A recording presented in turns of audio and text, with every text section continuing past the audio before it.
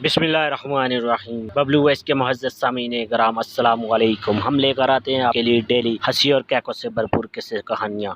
شروع کرتے ہیں آج کا قصہ، لیکن اس سے پہلے آپ دوستوں سے گزارش ہے ہمارے چینل کو سبسکرائب کر کے ساتھ موجود گھنٹی کے بٹن کو لازمی دبائیں، اس طرح ہماری نیو ویڈیو کی اپڈیٹ آپ کو ملتی رہے گی۔ حاجی صاحب مالش کرنے والے سے مالش کروا رہے تھے کہ اتنے میں ایک آدمی آیا اور کہنے لگا، کیا حال ہے حاجی صاحب، آپ نظر نہیں آتے آج کل۔ حاجی صاحب نے اس کی بات سنی انسنی کر دی۔ وہ بندہ کہنے لگا، حاجی صاحب میں آپ کی سائیکل لے کے جا رہا ہوں۔ وہ سائیکل مالشی کی تھی۔ کافی دیر ہو گئی تو مالشی کہنے لگا، حاجی صاحب آپ کا دوست آیا نہیں ابھی تک واپس میری سائیکل لے کر۔ حاجی صاحب بولے، وہ میرا دوست نہیں تھا۔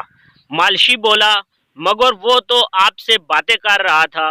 حاجی صاحب بولے، میں تو اس کو جانتا ہی نہیں ہوں، میں تو سمجھا تھا کہ وہ تمہارا دوست ہے۔ مالشی بولا، حاجی صاحب میں غریب آدمی ہوں، میں تو لٹ گیا۔ حاجی صاحب بولے، اچھا تو رو مت، میں تجھے نئی سائیکل لے کے دیتا ہوں، تم سائیکل والی دکان پر جا کے پسند کر لو۔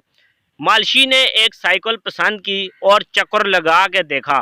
واپسی پر آ کر کہنے لگا کہ حاجی صاحب یہ سائیکل ذرا ٹیڑھی چل رہی ہے۔